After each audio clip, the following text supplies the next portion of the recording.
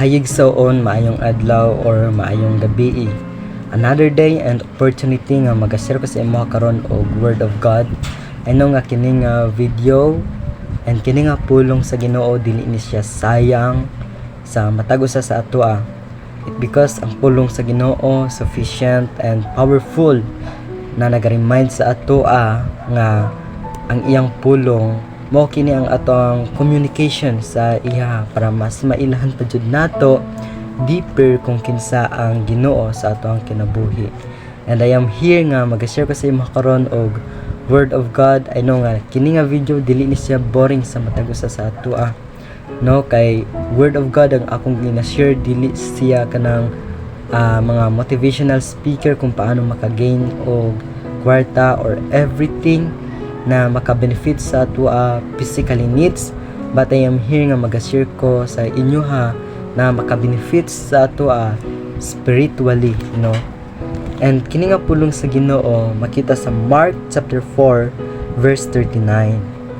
Ana siya mibangon si Jesus ug iyang gipahunong ang hangin ug ang mga balod iyang giingnan hunong ug mihunong ang hangin ug mibanos ang kalinaw.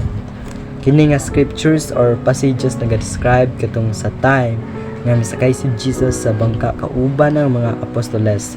While gasakay sila, no, si Jesus nakatulog.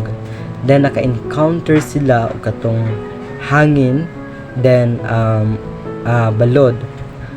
And ang mga apostoles na hadlok sila, or in short kanang na traumatized because siguro first time nila maka-encounter og sa ngatong nga kusog nga unos or kanang balod, no? And tungod kay kumaga na shock sila, ginapukaw nila si Jesus Christ.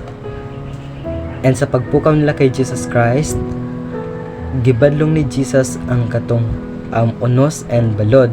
Then mitoo ang kanang hangin ug balod sa kay Jesus Christ.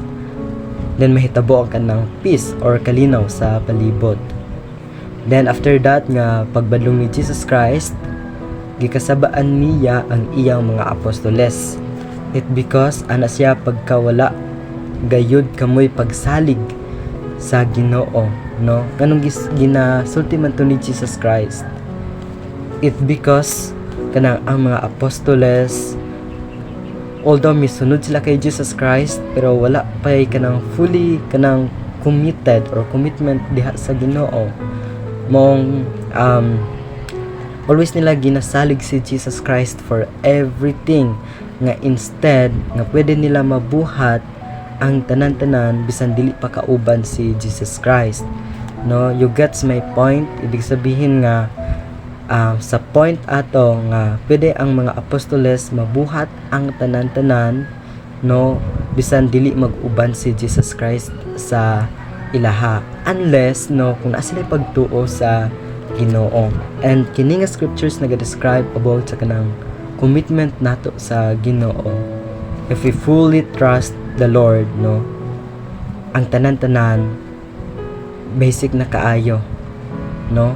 Although kanang lisod kaayo himuon, pero kung naata sa kamot sa Ginoo dan sa pagsalig sa Ginoo, makaya nato ang buluhaton niya because ang Ginoo siya man ang magauban sa atoa. That's why brothers and sisters in Christ, kini nga scriptures nagahikayat ni siya sa atoa nga dapat fully committed ta sa Ginoo.